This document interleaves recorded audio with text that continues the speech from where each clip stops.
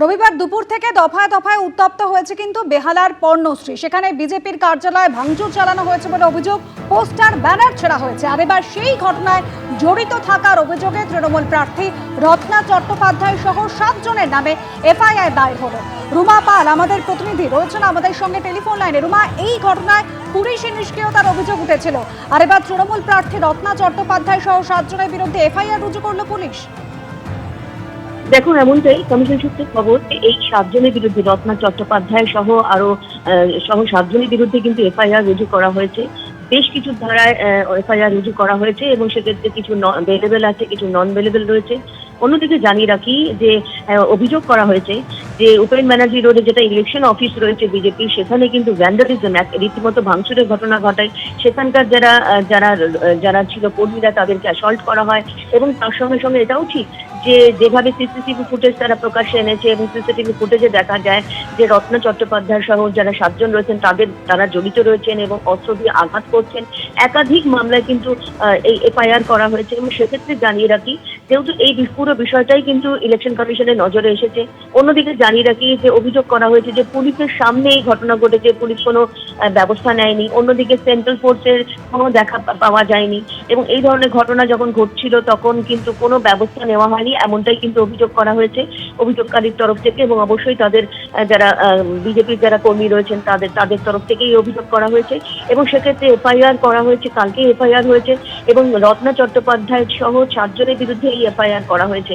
এবং যেমন পথ অবরোধ, মারধর থেকে শুরু করে অস্ত্র দিয়ে আঘাত এবং গুরুতর অপরাধের মতো অভিযোগ উঠেছে অভিযুক্তদের বিরুদ্ধে।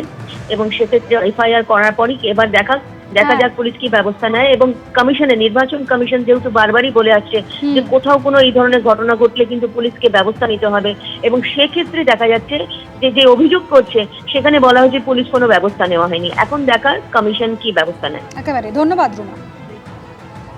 মোথাবাড়ি প্রসঙ্গে গতকাল রাজ্যে এসে সরব হয়েছেন প্রধানমন্ত্রী। পশ্চিমবঙ্গে তৃণমূল সরকারের পৃষ্ঠপোষকতায় মহাজঙ্গল রাজ চলছে। গতকাল কোচবিহারের জনসভা থেকে এই হুঙ্কার দিয়েছেন নরেন্দ্র মোদী, যার পাল্টা উত্তর দিয়েছে তৃণমূল।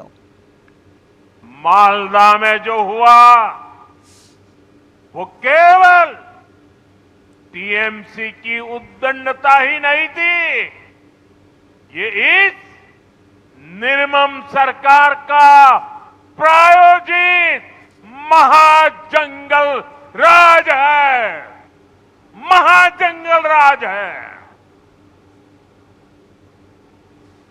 ये टीएमसी जब न्याय का शिकंजा कसता है तो संवैधानिक संस्थाओं का गला घोंटने का काम करती है। और अब तो हालात इतने खराब हो चुके हैं कि देश की सर्वोच्च अदालत सुप्रीम कोर्ट को भी दखल देना पड़ रहा है। हर कोई देख रहा है कि टीएमसी बंगाल में कानून व्यवस्था का जनाजा निकालने पर तुली है। প্রধানমন্ত্রী মোথাবাড়ির নিন্দা করছেন, প্রধানমন্ত্রীর মুখে শোভা পায় না। প্রধানমন্ত্রীর উচিত বৈধ ভোটারদের নাম কেন বাদ যাচ্ছে বাংলার মানুষের কাছে তার কৈফিয়ত দেয়া।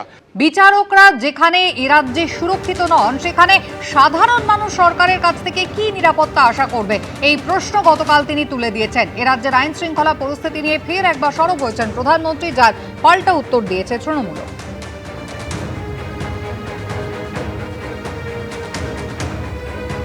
आपने 2-3 दिन पहले ही देखा है, पूरे देश ने देखा है, देश के न्यायप्रिय नागरिक चौंक गए। कैसे मालदा में न्यायिक अधिकारियों को बंधक बनाकर रखा गया। सोचिए, ये कैसी सरकार है, ये कैसी व्यवस्था है जहां जज और संविधान की प्रक्रिया भी सुरक्षित नहीं है, तो बंगाल की आम जनता की सुरक्षा की उम्मीद लोगों से कैसे की जाए। মোথাবাড়ির ঘটনা নিন্দা প্রথম করেছেন মমতা বন্দ্যোপাধ্যায়, আমাদের মাননীয় মুখ্যমন্ত্রী। আমরা পরিষ্কার বলেছি, একজন বৈধ ভোটারের নামও বাদ দিতে দেব না। এই আন্দোলনটা গণতান্ত্রিকভাবে এবং আইনি পদ্ধতিতে চলবে। বিজেপি চাইছে গন্ডগোল হোক, বিজেপির বি টিম সি টিমকে দিয়ে ওরা গন্ডগোল করাচ্ছে। মোথাবাড়িতে গত বুধবার কি ভয়াবহ পরিস্থিতি তৈরি হয়েছিল এই সিসিটিভি ফুটেজ রাখবো আপনাদের সামনে, যা কিন্তু তার সাক্ষ্য বহন করছে। 2.5 মিনিটের একটা সিসিটিভি ফুটেজ, যেখানে কিন্তু স্পষ্ট দেখা যাচ্ছে বারবার করে বিচারকদের গাড়ির ওপর কিভাবে হামলা চালাচ্ছে তাণ্ডবকারীরা। এ হলো বুধবার মালদার মোথাবাড়ির দৃশ্য, যখন কালিয়াচক 2-এর বিডিও অফিসে ঘন্টার পর ঘন্টা আটকে থাকার পর রাস্তাতেও হামলার মুখে পড়েছিলেন জুডিশিয়াল অফিসাররা। দাঁড়িয়ে যদি যাই তাহলে আমরা সবাই মরে যাই। এখানে বোম মেরেছিল। High Court, take care of my children. Take care of my children if something happens to me. সেই মুহূর্তে ভয়ঙ্কর ছবি ধরা পড়েছে রাস্তায় লাগানো সিসিটিভি ক্যামেরায়। ঘটনাস্থল মোথাবাড়ি বিধানসভার আমলিতলার কাছে। কালিয়াচক 2 নম্বর বিডিও অফিস থেকে এই এলাকার দূরত্ব মাত্র 2 কিলোমিটার। 2.5 মিনিটের সিসিটিভি ফুটেজে দেখা যাচ্ছে কিভাবে জুডিশিয়াল অফিসারদের গাড়িগুলোকে বারবার আটকানোর চেষ্টা চলছে হামলা।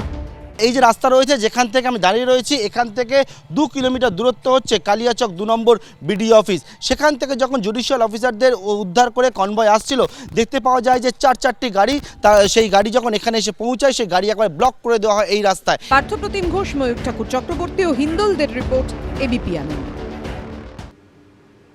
ভয়ঙ্কর হাড়হিম করা সেই ঘটনা হিন্দি সিনেমার কোনো চেস সিকোয়েন্স কিন্তু নয়। রাস্তায় কিভাবে বিচারকদের গাড়িকে সেদিন তাড়া করা হয়েছিল তার ফুটেজও কিন্তু এবার সামনে এলো। বুধবার রাত 11:48 বিডিও অফিস থেকে বের হয় বিচারকদের কনভয়। রাত 12টা নাগাদ সেই কনভয় পৌঁছয় কিলোমিটার 2-1 দূরে আমলিতলার কাছে। সেই সময়ের ভয়ঙ্কর ছবি উঠে এসেছে সিসিটিভি ফুটেজে। তাতে দেখা যাচ্ছে প্রথমে কনভয়ের 4টি গাড়ি দ্রুত গতিতে বেরিয়ে গেল, আর ছায়ার মতো তাদের ধাওয়া করছে একের পর এক মোটর বাইক।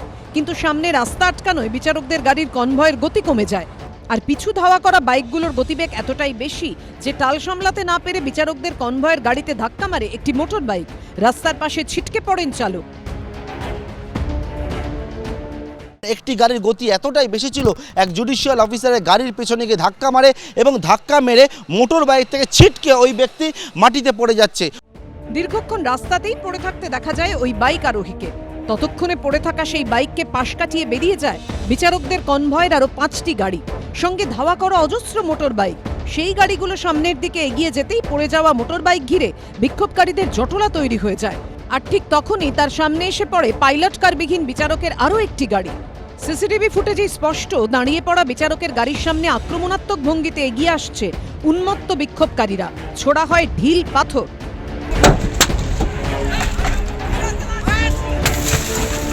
আরও 2টি গাড়ি আসে, যার মধ্যে একটি গাড়িতে হচ্ছে নীলবাতি লাগানো রয়েছে। সেই গাড়ি সামনের যে পরিস্থিতি, ভয়ঙ্কর পরিস্থিতি, সেটা দেখে কোনো রকমে সেই গাড়ি ঘুরিয়ে নেয় এবং ঘুরিয়ে যখন নেওয়ার চেষ্টা করে সেই গাড়ির পেছনে কিন্তু ধাওয়া করা হয়। দেখতে পাওয়া যাচ্ছে উন্মুক্ত জনতা যারা তাণ্ডব করছিল, তাদের কারোর হাতে লাঠি রয়েছে, বাঁশ রয়েছে, হাতে ইট রয়েছে, সেটা নিয়ে ওই গাড়িতে হামলা করতে থাকে। ততক্ষণে বিচারকের গাড়ির ওপরও ঢিল পাথর ছোড়া শুরু হয়ে গেছে। এবিপি আনন্দ। সেই ঘটনার পর বেশ কয়েকটা দিন কেটে গিয়েছে, এখনো রাস্তার ধারে পড়ে রয়েছে পাথর, বাঁশ, কাঠের গুঁড়ি, যা মনে করে দিচ্ছে সেদিনের সেই বিভীষিকাময় পরিস্থিতি। বুধবার সেখানে যে কি ভয়ঙ্কর পরিস্থিতি হয়েছিল তাই রাস্তা দেখলেই পরিষ্কার হয়ে যাবে। স্থানীয় সূত্রে জানা যাচ্ছে যে যখন রাস্তা ব্লক করা হয় তখন কিন্তু এই যে বড় বড় গাছের ডাল এখানে রয়েছে, এই গাছের গুঁড়ি, এইগুলোকে একেবারে রাস্তার মধ্যে ফেলা হয়। এই যে পাথরগুলো রাখা রয়েছে আমলিতলাতে, এবং এই পাথরগুলোকে নিয়ে এসে একেবারে রাস্তার মধ্যে নিয়ে আসা হয়।